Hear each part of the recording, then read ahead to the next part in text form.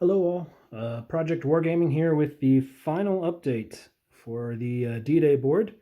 As with all projects, they're probably never really finished, so I'm sure that I'll find something that I want to add to here or there. I thought about adding a downed glider or something maybe on the back of the board, but haven't done that, so I don't know if I'll get to it. But anyways, I am really just basically done with it all though. So as you can see, I've gone in and added the wire. Fun fact, there's 100 foot of wire on this board that I sat there and wound up and made into look like bob wire. So 100 foot of it, 28 gauge wire. And then I've gone in and casted some of the sandbags. So did some castings myself and made some molds.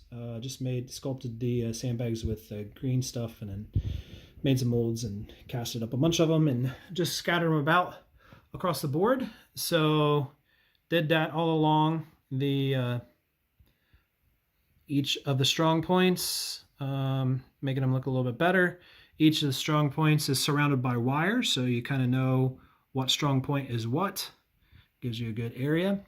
And then as you can see in the back, I have completely added all the buildings, and then also gone in and added some shrubbery around the buildings to kind of cover up some flubs and some gaps that was left because I went in and magnetized all the buildings. So they stick back on there. So kind of handy. And yeah. The other things that I've done are I've gone along on the edges of the board and marked out the invasion sectors. So I got dog white and dog green. So this is a dog board. And then over here is easy. Easy green and easy red. So those are historical names, obviously, for the Omaha Beach area. But I didn't try to recreate the exact sector. I just don't find that it's, I don't know. I just don't find it as fun to recreate the exact thing and have the exact same scenario. So this is more in general, but really happy with how it turned out. Couldn't be happier with how the ground looks. And like I said earlier, I was a little disappointed in the bocage is a little bright, but it's okay.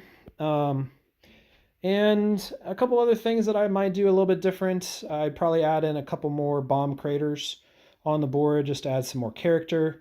And biggest thing I would do is definitely kind of rebuild this board to make it lighter. So it's extremely heavy, but it's extremely well built. It ain't gonna be broken or go anywhere. So that's a nice thing.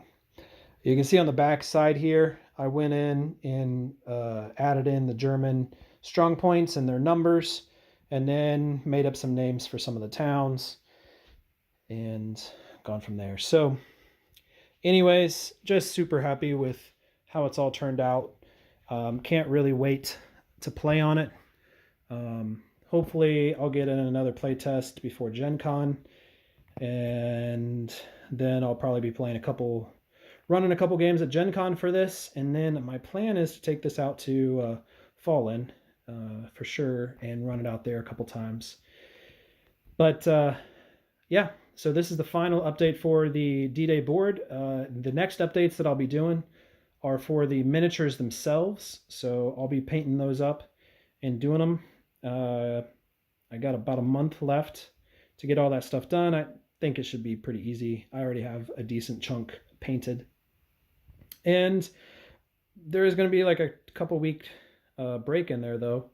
So luckily, I get to go over to D-Day. I get to go over to Normandy here in basically a week and see the stuff up close and in personal. So I'm sure I'll get over there and figure out that I did something wrong or did it all wrong. Who knows? But right now, I am very happy with what I got. So there's not going to be any doubt in anybody's mind when they walk up to this board what they're looking at.